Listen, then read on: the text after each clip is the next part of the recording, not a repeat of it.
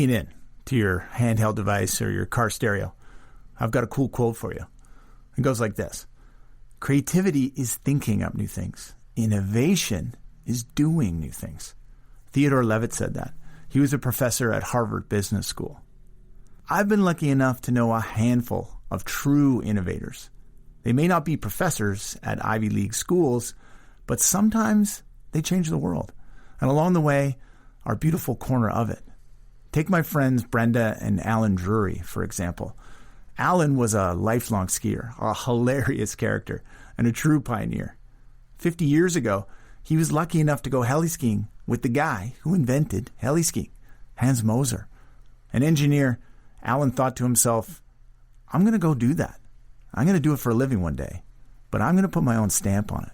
Well, he was just that kind of guy. That's Allan's wife, Brenda. On a trip to the Kootenays in the mid-'70s, Allan and Brenda spotted a farmhouse in Meadow Creek, just north of Caslow, with amazing untracked skiing high above in the Selkirk Mountains. They decided to turn the farmhouse into a lodge. And rather than get to that incredible terrain by using their legs, a chairlift, or helicopters, the Drurys decided to adapt a ski groomer. Allan got the idea while working as a ski instructor in Aspen. Back then, non-skiers could do sightseeing tours in the back of a Snowcat. His innovation was to weld a steel cab onto the back of a groomer and take a dozen skiers up the mountain to ski endless, untracked powder. So, the winter of 1975, Allan and Brenda Drury invented Snowcat skiing. They excitedly went to the bank for a loan to pursue their idea. No bank would touch it. None. Finally, a new bank manager came to the Kootenays who, surprise, surprise, happened to be an avid skier, and he lent the Drurys the money at 17% interest. But still, they were off and running, sort of. First problem, they discovered their Snowcat machine was way too heavy to drive with a dozen skiers inside, and those skiers would often have to get out and walk behind the modified groomer. Next problem, the forestry and mining trails they used as roads were often too steep and narrow to ascend.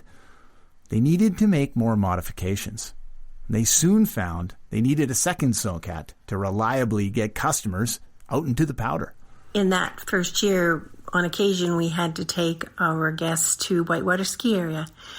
Well, we worked on the one cat, but our guests seemed pretty understanding about it all. They must have been understanding, because the Drurys noticed something remarkable happening at Selkirk Wilderness Skiing. People kept coming back, again and again and again. For one, the terrain was immense, double the size of Whistler, and they were basically the only ones using it. They'd invented an experience like no other, the first of its kind. Other cat ski operations began popping up, first in the Kootenays, then the United States, then the world. From Meadow Creek to Macedonia.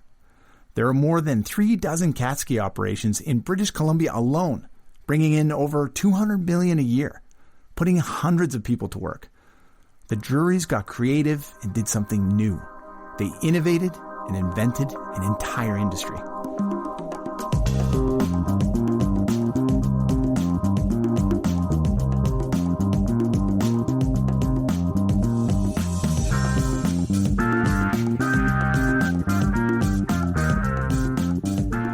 Hi, I'm Mitchell Scott, editor of Kootenay Mountain Culture magazine.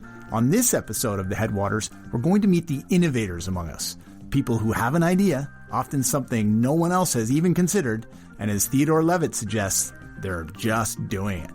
Whether it's designing a better split board or a new way of building a home.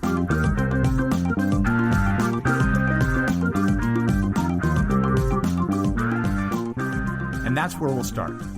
Building a house. But not a traditional home. Jamie Moy discovered builders who are using cutting-edge technology. They're filling a need for affordable, durable housing, and they're doing it in a truly remarkable way. A first in Canada kind of way. Jamie, what's that all about? So, Mitch, I drove out to Proctor to find that out. As you may know, we have a housing shortage here in the Kootenays, like a lot of places. And apparently now we're able to make houses from an office printer. What's that all about? I didn't quite get it. Even after doing a little research, I had to see this to really grasp what it meant to print a house. So what'd you find out? What I found was a large shop right at the end of a road in Proctor. It was Kootenay Lake Village, actually, a housing development that could one day see a cluster of these 3D printed houses. A company called Twente Additive Manufacturing had bought the land. So I'm led into the Twente shop where I meet Jim Ziemlanski, one of the founders of the company. Hey, I'm Jamie. Hi, Jamie. I'm Jim Ziemlanski. Good to meet you. Nice to meet you. Where are we? We're in Proctor at our workshop. And what does this do here? This is a 9-axis gantry printer. We're printing concrete with it today. And what are you building with it? Today we're printing siding panels. We've printed all kinds of things with it. So here in this large, high-ceiling shop in the middle of nowhere, I start to get an idea about what 3D printing actually is. Jim is working on what they call a printer, while 2 workers feed bags of specially mixed concrete into the base of this thing. So I've got a printer in my office, and I'm imagining it looks nothing like that. It looks nothing like a printer at all. It just looks like an arm on the space shuttle, like a robot. It's reading a computer, then rendering and pushing concrete out of a nozzle, like toothpaste out of a tube. Ooh, Jamie, you're getting all sciencey on me. Okay, technically sciencey, not a word. And it may not be the most scientific description, but that's exactly what it looks like. Toothpaste coming out of a tube or icing out of a cake nozzle. This high-tech arm thing is building something, layer by layer, while Jim and his 2 workers are monitoring and feeding in that special concrete. They're adding concrete to our mixing pump, where it's mixed and pumped along to the nozzle, where it's deposited by the robot in a bead, we call it, and it builds up objects layer by layer. And the concrete actually has accelerator mixed into it at the nozzle, which makes it set up very quickly and allows us to build very quickly. Can you actually do a home like this? We have done entire homes like this, yes. So we've got a little Fibonacci house over here that we printed in the spring. And we actually printed all the pieces here in the workshop. We were careful not to build them too big because we can actually print things that are bigger than we can transport. So we had things in manageable sizes so we could transport them to the site and install them, assemble them on site, where we did all the insulation and conduits and electrical and plumbing as well. What are the advantages to building like this? We're freeform. We don't have any limitations on the shapes we can build, other than the material properties. We can make curves and shapes like that would normally require very complicated or labor-intensive formwork to build. A robot, in a way? This is a robot. This is a 6-axis robot arm on a track, which we've integrated into our gantry, into our printer here. It's very similar to the Canadarm. I think it's based on the same technology. So this thing is sciencey. Sorry, bad word. It's laying concrete layers like a form? What are the advantages of building like that? It's simpler than a form. You come up with or buy a design, and then the computer in that arm builds it for you, 1 layer at a time. Picture this, Mitch. You don't need framers or drywallers if you don't want them. I mean, there's still trades needed for electrical work, plumbing, the finishing touches, but the computer builds the structure itself. It's a lot faster than a conventional build, and you can do all sorts of interesting things. This is cutting-edge new technology. There is an entire village of these houses in Mexico. 50 small homes for 50 families. And now there's going to be one in the Kootenays, too. Yes! That was my next stop. Across from the Twente shop is Canada's first 3D printed house. It's a tiny home, built and designed by Jim and one of his partners, Comishin, who gave me the tour. They built this house along with World Housing, which is an international agency tackling homelessness. And they named it, and I love this, after an Italian mathematician who came up with the numerical sequence that is the basis of the spiraling build style. So this is the Fibonacci house. This is the first 3D printed home in Canada. How long did it take to pour this? We didn't pour it. We printed it. Right, I'm using the wrong wording. How long did it take to print this? So the printing procedures took about 6 days of printing, so about 6 8-hour days, roughly. How much did this cost? We spent about $120,000 Canadian on this building so far. The concrete itself actually only cost about $6,000 though. So our labor and then all of the other trades and the egress, all of the wood, whatnot, that's what made up the majority of the cost of this. So is 3D printing of houses part of the solution potentially for affordable housing? Absolutely. So one of the main motivations that World Housing has when they came to us is they recognize that, like in the northern communities of our territories, or even the north regions of the provinces, that we have Aboriginal communities that have a really hard time getting robust and quality housing installed on their lands. And part of the reason is because there just aren't, again, the trained workers to do the individual tasks. So they're often stuck with ATCO trailers or kind of mediocre quality builds that have to be replaced at a very high cost for 20, 25 years down the road. Whereas a concrete structure is going to last hundreds of years. And so we can, for the same price as an ATCO trailer, print a home in a remote community that doesn't require a lot of skilled labor, because we can just send the machine up there and the machine does the work for us. It can be a great enabler for some of these communities to really lift themselves out of quite low living conditions that they're faced with right now.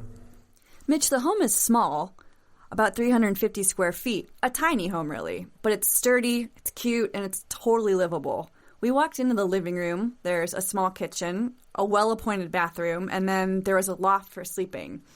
These guys not only plan on building more homes like this, they're also building the machines that lay the spiraling concrete, and they've got buyers all over the world.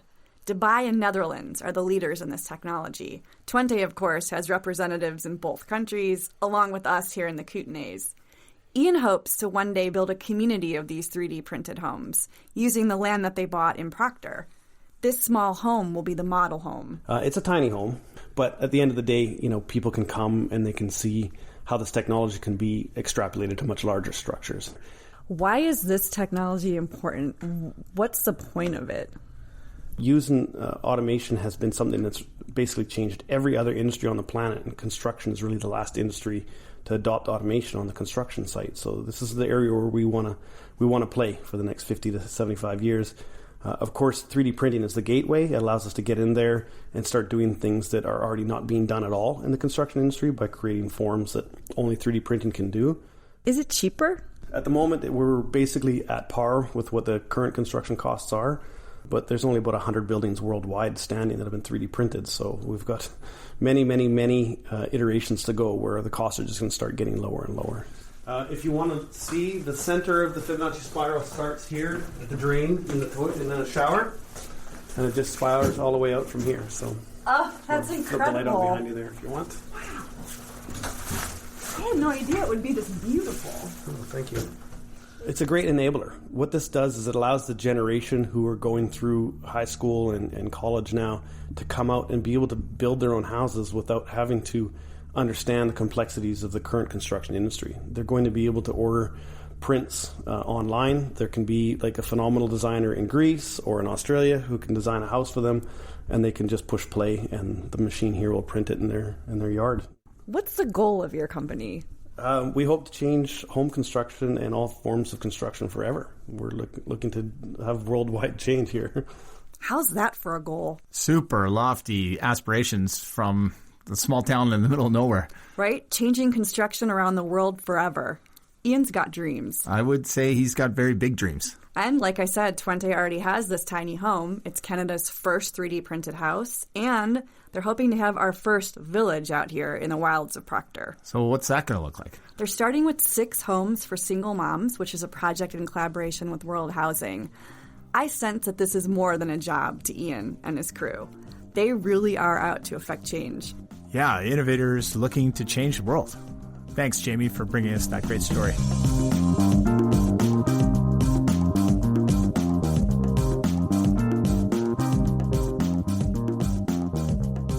Housing is essential for all healthy, resilient communities. The Columbia Basin Trust works with groups and communities to meet their housing needs. The Trust supports a variety of projects by providing capital grants and proposal development funding. Student housing in Castlegar, seniors housing in Valemount, and workforce housing in Nelson are just some of the recent examples where the Trust has pitched in to get much-needed supportive housing built. The Columbia Basin Trust supports people and ideas in the Columbia Basin. So what if you have an idea that's true innovation? Something no one else has even thought of, like the Drurys. And if the banks won't have you, where do you go with it? Well, Lindsay Clegg found a place right here in the Kootenays, an incubation of innovation, you might call it. We asked Lindsay to drill down into that story, and here's what she found. Thanks, Mitch.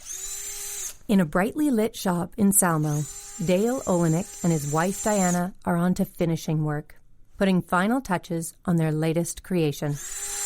Dale will put he'll put the countertop in, and then I do all this finishing. So I put in the drawers, I put in the doors, the handles, I level everything. The Olinyks are outdoor types.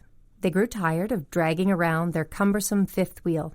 So they designed and built a sturdy, stylish little teardrop trailer in this garage, putting their personal stamp on a near-century-old design. Teardrop trailers have been around since late 30s, early 40s. Everybody with a small vehicle can pull a teardrop trailer. They usually weigh about less than 1,100 pounds.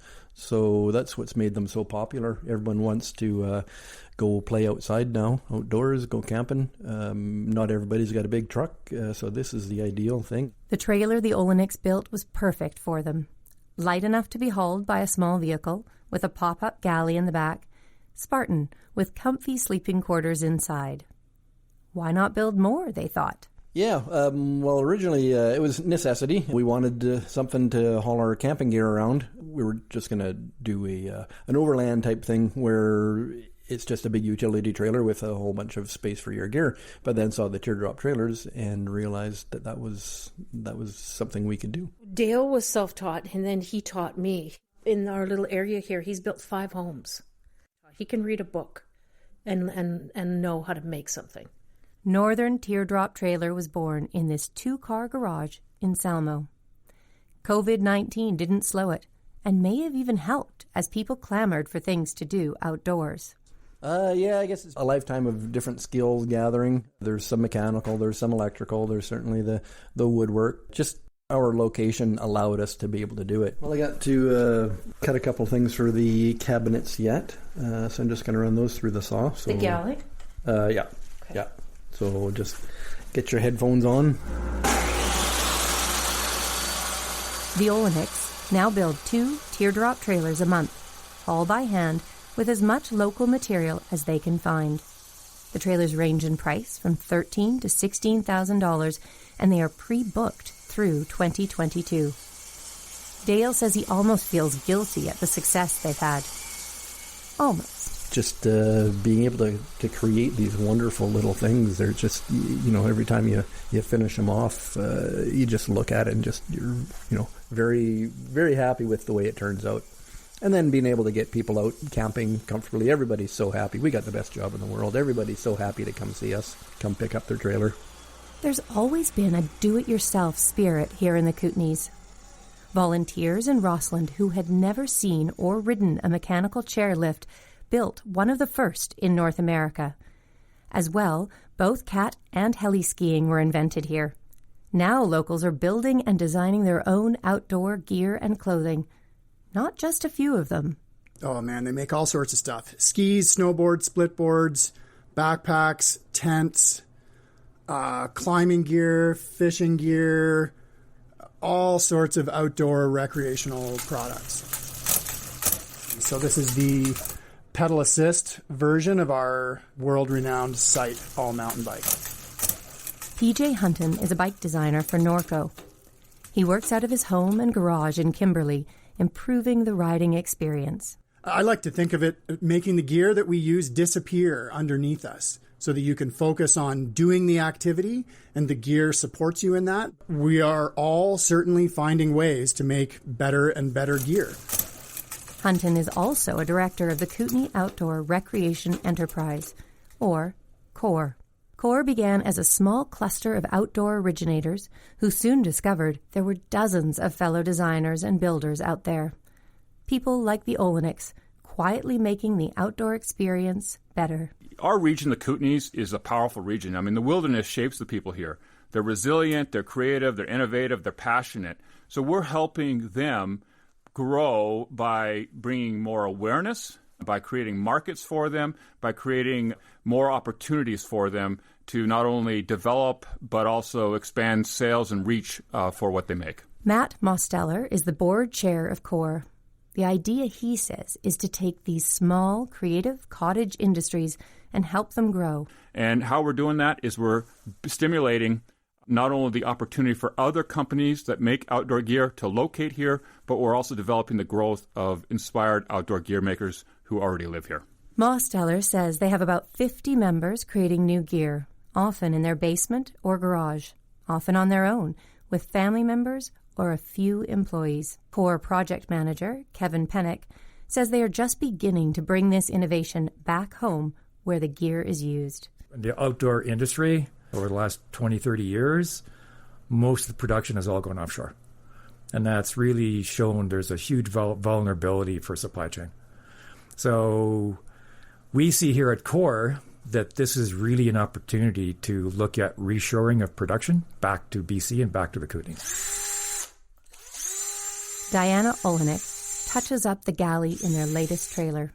Then it's off to storage for customers to pick up in the spring. Her favorite part of all this innovation and hard work. Oh, just the people, when they pick it up, they're so excited. And they love every detail, and you see it driving down the driveway, and it's like, yeah. I'm very proud of what we do. Very proud.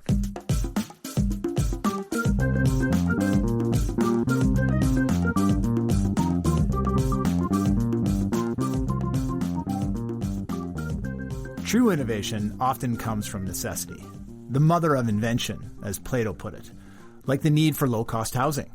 Or how about a work uniform that could help keep you safe? Ashley O'Neill has been a forest firefighter most of her adult life.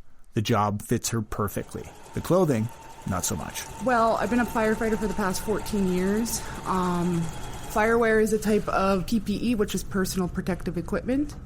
The reason why I got into it because there was a lack of female firefighting clothing. With the help of her aunties, Ashley O'Neill designed and created her own line of clothing in the East Kootenay. It caught on. Soon her crew were wearing it. Then outsiders began noticing. Ash Firewear was born.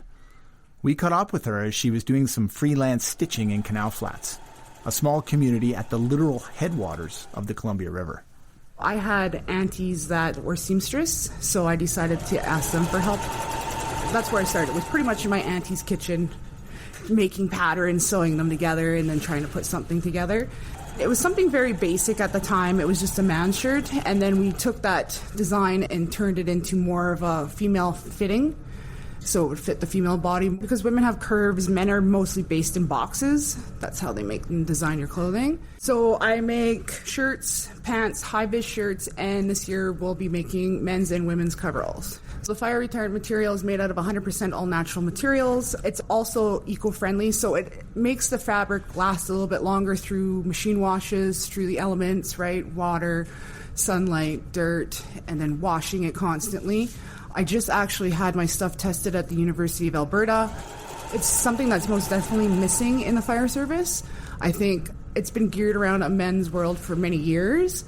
And now that there's more women coming into the fire service, I think that it's a bigger opportunity for us. So I think that I can make something that's totally going to help with the women's work world out there. And it's not only just for firefighters. So the fabric also covers NFPA 1977 and NFPA 2112, which is also welders, coal miners, and oil field workers. I'm hoping that one day here we'll have a big enough manufacturing plant here in the East Kootenays that we don't have to outsource to other provinces or to other countries. That's the goal.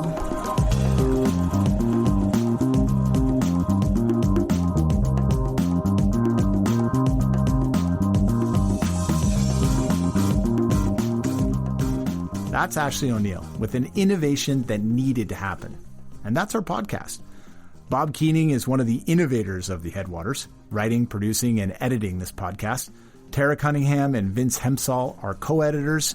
Pete Moynes is our photo editor. Jesse Lee writes and performs all of our music. None of this would have happened without the support of the Columbia Basin Trust. We are so fortunate to have the trust in our region. I'm Mitchell Scott. Thanks for listening.